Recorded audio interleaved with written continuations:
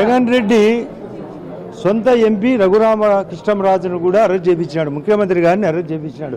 నారాయణను arrest చేయించినాడు. మంత్రి గారిని, ఆ రోజు మాజీ మంత్రిని, దేవినేని ఉమాను, కొల్లూరు రవీంద్ర గారిని, అచ్చెన్నాయుడు గారిని, అయ్యన్న పాత్రుడు, ఇవన్నీ అక్రమ అరెస్టు అని కోర్టులు చివాట్లు పెట్టాయి.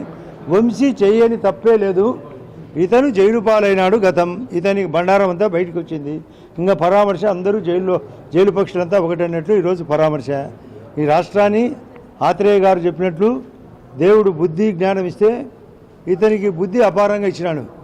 కానీ హృదయం లేక, మంచితనం లేక, ఎవరిని పట్టించుకోక, సెంట్రల్ ఇచ్చిన స్కీములో కూడా కాలు రాసి కనీసం హౌస్ కట్టకుండా, తాగునీళ్లకు జలజీవని మిషన్ ఇస్తే దాన్ని పట్టించుకోకుండా, పవర్ పర్చేజ్ అగ్రిమెంటు దాన్ని నాశనం చేసి, పోలవరం ప్రాజెక్టును నాశనం చేసి, అమరావతిని నాశనం చేసి, వైజాగ్ రైల్వే జోన్కు భూములు ఇవ్వకుండా ఈ విధంగా చేసిన ప్రవర్తన, ఇతను జైలుకు రాబోయే రోజుల్లో కూడా మళ్ళీ జైలుకు పోతాడు.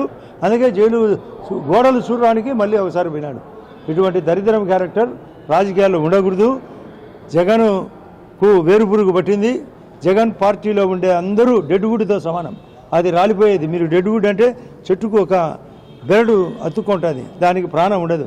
అట్లాగా వాళ్ళ పార్టీ కార్యకర్తలు వైఎస్ఆర్ పార్టీకి అతుక్కొని ఉన్నారు. ఎప్పుడైనా సమసిపోయేదే. వైఎస్ఆర్ పార్టీ గతంలో చెప్పినా మళ్ళీ చెప్తున్నా, వైఎస్ఆర్ పార్టీ డైనోసార్.